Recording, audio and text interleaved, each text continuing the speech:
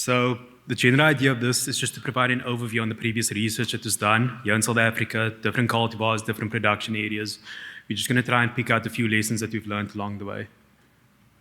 So just to introduce, beginning with Prof. Stassen, so he played quite a pivotal role in where we are today. He established the initial trials that is on experimental farms, expanded those trials into commercial farms. That's an approach that Tristan and I both use today with modern rootstock evaluation. And actually plenty of the rootstocks that's used today were actually initially included in these trials. So since then, Horticulture Science has been leading the way with partnership with the technical consultants and also the IP owners who are responsible for sourcing the new material, the new rootstocks that we're working with. But I believe now it's just a great time for us to just reflect and just take a look at what we've learned. So just before I populate the slide, this is going to summarize the information based on the previous peach rootstocks. I'm going to explain the data you're going to see on screen. So it's a simple percentage comparison. So what we've done here, we just compared the tree vigor, accumulated yield, and fruit size as well, or fruit weight, of different rootstocks compared to the control. So the peaches would be compared to Carcamus, the plum rootstocks would be compared to Mariana. So it's just a percentage comparison. And the reason why we've done it, we just need to get some understanding of what the rootstocks are doing in our conditions. So Florigard, for example, would give you 62% more vigor compared to Carcamus.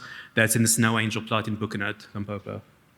Looking at the accumulated yield, so here we could also see that yield changes significantly based on which rootstock you're working with. Looking at the early blush, Risfontein, you could see 27% more yield by just using Guardian, whilst Florigard was doing quite well in Mpumalanga's conditions. And then fruit size as well, this is a little bit more of a more subtle effect compared to what we're seeing with vigor and with yield. But there are still cases where you can get a fruit size to bump up a grade. So the Snow Angel trial, we found that when we use OSM 99.3, the fruit size actually changed from a class B to a size A. Now looking at the plums, so here we can see with the tree vigor, so which shows Mariana, it's just because Mariana is the most vigorous rootstock in that environment. So it's comparing itself to itself. Looking at the accumulated yield, here we can actually see some cases where the results are quite massive, especially in the two Ruby Star trials. I'll show you some graphs of those now. And then looking at the fruit sizes, again, I'm going to show you more detail later on. But again, fruit size can change based on which rootstock you're working with. But just before I get to the actual results, I just want to run through a few questions that I picked up based on these findings. The first one is related to tree vigor. So every single international and local publication, the rootstock always has a significant impact on tree vigor. Even though there are different ways to calculate tree vigor, it's always significant. So the first question is, how does this vigor impact the training systems you were working with today and also moving forward? Underneath what we call vigor, it's the genetic ability of the rootstocks to grow at different rates, handle different stresses, and so on. And there's a question about, are the more vigorous rootstocks better adapted to South Africa? There's a certain train of thought, whether it's right or wrong, it's up for debate.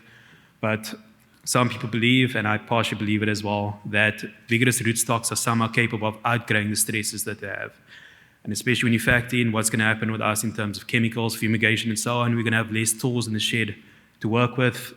We might have to rely on genetics to actually make up for those differences. And the last question, and this is something that's related to something we're looking at now with pome fruit, which is the question about the highly vigorous rootstocks that we're working with, 7, 7, 8, for example, is increasing with pome fruit, or with apples specifically. There's a potential question about, is there a knockoff or potential limit that we're going to have on fruit quality by choosing the high vigorous rootstocks? The second question, this was about the traditional rootstocks, Carcamus and Mariana. So in most of the cases that I found, they were usually outperformed in Prof. Stassen's trials and mine as well. So it just raises the question, is there still a space for these guys in today's industry and also moving forward? So this is just a data set that I got from SAPO a few years back, or looking at plantations from a few years back. It still shows that I think the blue should be Mariana and the red is Carcamus. They're still being actively planted over the past 10, 15 years. There's a bit of a decline at the end, but it still seems that there's a space for them based on what's being planted at the moment. Now, I just want to take you through a few of the results. I'm just going to begin by looking at some of the yield results we saw. So just let me explain. What you're seeing on the y-axis, that's the accumulated yield. That's usually of the project's lifespan, which is roughly about 8 years. At the x-axis, that's the average fruit weight or fruit size. And then the size of the bubble is actually the trunk diameter. It's our indication of what we call tree vigor. So, oopsie, here we go. So Just looking at the Snow Angel trial, we actually saw that all the rootstocks that Prof. Stassen included were just superior compared to Kakamas. The best result was Okinawa. It gave you 52% more accumulated yield compared to Kakamas. Moving to early blush, this is here in Slangehoek Valley in Rusfontein. So here we can see that the best in terms of accumulated yield was Guardian. You got 27% more yield. But just important to note, Barrier as well gave you 23% more yield. But you can actually see the size of the bubble is quite large, or larger than most. It actually comes with high vigor. So again, it's a superior rootstock when you're looking at yield, but you have to factor in it comes with another genetic change, which is the vigor effect. Alpine, this is in Mpumalanga's trials. This is a 2008 trial. All rootstocks, again, in terms of accumulated yield, better than Kakamas. The best example is Florigard. So it's basically 98%. That's doubling your yield in a short time span that we have as evaluators and researchers. I'm guessing it's probably going to increase throughout the commercial space or the commercial timeline. Prof. Stassen then planted another trial in the same conditions a year later, so 2009. Again, similar story, Florigard, 69% more yield compared to Kakamas. Ruby Stars, this is now looking at the plums. This is where we saw two standards in Simondium, GF and Atlas. You get around 72 to 73% more yield, but it's also just important to note they are better than Marianne in terms of accumulated yield, but there is a bit of a drop-off in terms of the average fruit size. It's not enough to change the size class, but it is important to note. Now moving over to, this is fairly simple. Robertson, GF is the best. 95% more yield, pretty much double compared to Mariana, and also superior in terms of fruit size compared to Mariana as well. The other Robertson trial, this is Mariana. Here we saw quite a few rootstocks. So Mariana, Viking, Cadman, Atlas, GF, they were all in the top class for the best yielding, but we still, despite that, we still got the result of GF still giving you 13% more yield compared to Mariana. And the question that I have is, can this effect be seen economically, and how does this effect look in the longer period in the commercial space as opposed to the research space? Just looking at the fruit sizes, so yeah, this is a bit more of a subtle effect compared to vigor and yield. So here we could see that OSM gave you 7% larger fruit size on average compared to Kakamas, but it didn't change the fact this is the size grid that we're using, just based on the export information. I think this was Snow Angel, all the fruit was still classed as a size D. Genetically it didn't change anything there. Yeah, we could see a little bit more of a pronounced effect. Atlas gave you 18% larger fruit compared to Mariana. Yeah, we could actually see, I'm trying to tell you, the Mariana diameter was 53 millimeters, had to be classed as a size A, whilst Atlas gave you 57 on average. You can also do it by fruit weight, same story. But Atlas actually bumped up its size grade.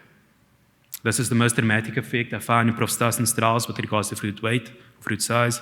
Maridon, 32% larger fruit compared to Mariana. So Maridon, double A, the rest, just A's. So just some of the insights we've picked up. Without a doubt, rootstock, the rootstock effect on tree vigor, it's pretty strong. I think we have a lot of evidence for it at the moment. The next thing is that in terms of the old generation versus the new generation, we found that the new generation, generally speaking, they are more adapted compared to Kakamas and Mariana. So their space in the industry might be becoming smaller, but they still can be quite useful in a few locations. The impact of rootstock on yield. So this is where we actually saw quite dramatic examples of where yield can be changed just by changing the choice of rootstock. But it's not as big of an effect with fruit size. There are cases where it does change, there are cases where it doesn't change. It might be down to certain cultivars which are more willing to change, and some are just more genetically stubborn. So either it's the cultivar at play, or it might be the production region. That's something we have to figure out in the future as well. And then here's a quote from Prof. Stassen, which is not all soil problems can be solved by just choosing a rootstock. You have to have drainage, the correct soil preparation, nematode treatments, that has to be in place. Rootstocks can't substitute for those things. You can improve adaptability and make massive changes, but the fundamentals still have to be in play. And the last thing is just a point on the long-term impact. I believe Marino actually showed quite a good presentation a few years back on the economic side of it. So we've seen now from a horticultural perspective, but also looking at the economics. The choice of, or making the incorrect choice of rootstock, essentially you feel the pain over time. The cost just rises and rises and rises, and essentially it just becomes a worse investment over time. So we have to also consider the economic aspect. So there's plenty of rootstocks to choose from, but again, we have to take some care and manage the risk of choosing the best possible rootstock so you can actually maximize the genetic ability of what we're working with. You have to choose a rootstock anyway, so choose the best one. So I'd just like to acknowledge and thank the following people: Prof. Stassen for his obvious contribution to where we are today.